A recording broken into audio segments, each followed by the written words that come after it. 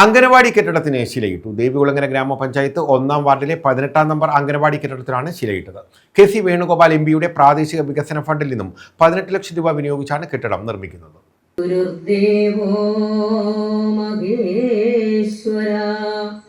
ഗുരു സാക്ഷാത് പരം ബ്രഹ്മ തസ്മൈ ശ്രീ ഗുരവേ നമഃ. ദേവികുളങ്ങര ഗ്രാമപഞ്ചായത്ത് 1-ാം വാർഡിലെ 18-ാം നമ്പർ അംഗനവാടിക്കാണ് ശിലയിട്ടത്. കെ.സി. വേണുഗോപാൽ എം.പിയുടെ പ്രാദേശിക വികസന ഫണ്ടിൽ നിന്നും 18 ലക്ഷം രൂപ വിനിയോഗിച്ചാണ് അംഗനവാടി കെട്ടിടം നിർമ്മിക്കുന്നത്. ഗ്രാമപഞ്ചായത്ത് പ്രസിഡന്റ് എസ്. പവനനാഥൻ ശിലാസ്ഥാപനം നിർവഹിച്ചു. അലമാരയൊക്കെ ഇപ്പൊ കൊടുക്കാൻ പോവാൻ, ബെഡ് കൊടുക്കാൻ പോവാൻ, MLA തന്നെ കുറെ ബെഡ് തന്നായിരുന്നു. ഇതെല്ലാം ചെയ്തുകൊണ്ട് നമ്മുടെ സമൂഹത്തിലെ അടിസ്ഥാന സൗകര്യങ്ങൾ വളർത്താൻ വേണ്ടിയുള്ള ശ്രമമാണ് നടത്തുന്നത്. അപ്പം അതാണ് ഞാൻ പറഞ്ഞത്, ഞങ്ങൾ അഭിമാനത്തോടെയാണ് നിൽക്കുന്നത്. അംഗനവാടി മേഖലയിൽ മാത്രമല്ല, വിദ്യാഭ്യാസ മേഖലയിൽ നല്ല ഇടപെടൽ നടത്തി. ഇവിടുത്തെ കുഞ്ഞുങ്ങൾ തന്നെയാണ് തോട്ടൽ സ്കൂളിൽ പഠിക്കുന്നത്.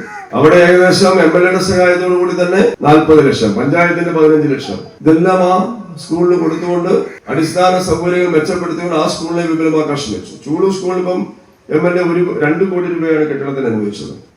പുതുപ്പള്ളി സൗത്ത് LPSന് ഞങ്ങൾ തന്നെ നിരവധി കെട്ടിടത്തിന് ഇത് കൊടുത്തു. അവിടെ ഹാള് പണിഞ്ഞു കൊടുത്തു. ഇപ്പൊ ഇരിക്കാനുള്ള ടൈലെല്ലാം ചെയ്തു കൊടുത്തു. ഇപ്പൊ മതില് ചെയ്തു കൊടുത്തു. ഇപ്പൊ MLA 1 കോടി രൂപ കെട്ടിടത്തിന്. വാർഡംഗം ഇ. ശ്രീദേവി അധ്യക്ഷത വഹിച്ചു. പല കാരണങ്ങൾ കൊണ്ട് സ്വന്തമായി ഒരു കെട്ടിടം നിർമ്മിക്കാൻ കഴിയാതെ പലപ്പോഴും ഈ വാർഡിൽ നിന്ന് ഈ അംഗൻവാടി വിട്ടുപോയി.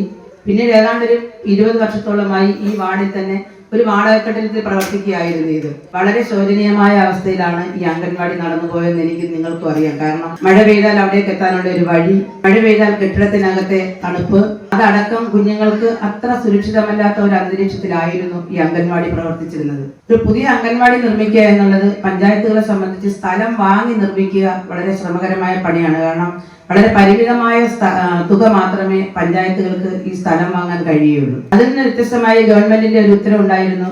അംഗൻവാടിക്ക് 3 സെന്റ് സ്ഥലം വിട്ടു നൽകുന്ന ആൾക്ക് ഒരു ജോലി 9 പേർക്ക് നിയമനം നൽകുമ്പോൾ കൊടുക്കാം എന്നൊരു ഉത്തരവുണ്ടായിരുന്നു എന്ന് ഞാൻ പറയുമ്പോൾ ഇപ്പോൾ ആ നിലവിലായി ഉത്തരവില്ലാതായി. Vice president Neethusha Raj, Leena Raju, Mini Mohan Babu, R Rajesh, Biju David, Dhanya, Maya Jayan തുടങ്ങിയവർ പങ്കെടുത്തു. News bureau, Kayamkulam.